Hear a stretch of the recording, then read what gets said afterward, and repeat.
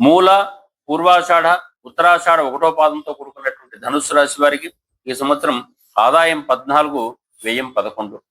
రాజపూజ్యం 5, అవమానం 6. చాలా శ్రేయస్కరమైన ఫలితాలే కనపడుతున్నాయి. గురుగ్రహం సప్తమ సంచారం ప్రస్తుతం కనపడుతూ ఉంటున్న వల్ల ఈ రాశి వారికి కాస్త వైవాహిక అనుబంధాలు బాగా పెరిగే అవకాశం ఉంటుంది. కానీ జూన్ తర్వాత వచ్చేటువంటి సందర్భంలో మాత్రం కాస్త ఇంట్లో ఇబ్బందులు, మనసులో ఇబ్బందులు, పెద్దవాళ్లతోని పోటీలు, చికాకులు, అనారోగ్య లోపాలు వీటికన్నిటికీ అవకాశం ఉంటుంది.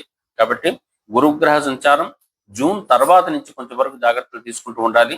అదేవిధంగా శని కూడా ఈ సంవత్సరం అర్ధాష్టమ శని అని చెప్పేసి అంటూ ఉంటారు. అర్ధాష్టమ శని వల్ల కూడా సౌఖ్య లోపాలు బాగా ఉంటాయి. ఆశించినట్టుగా ఉండకపోవచ్చు. శారీరకమైన ఒత్తిళ్లు బాగా పెరుగుతుంటుంటాయి.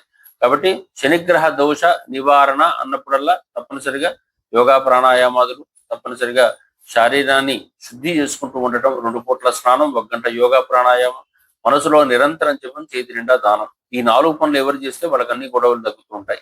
కాబట్టి ఆ వైపు దృష్టి సారించడం మంచిది. అదేవిధంగా రాహుగ్రహ సంచారం చాలా అనుకూలతను ఇస్తున్నప్పుడు కూడా మాటల్లో తొందరపడే అవకాశం ఉంటుంది. డిసెంబర్ తర్వాత ఆ మాటల్లో తొందరపడకుండా జాగ్రత్తగా ఉండేటట్టయితే అనేక వ్యక్తుల సహకారం దొరుకుతుంది.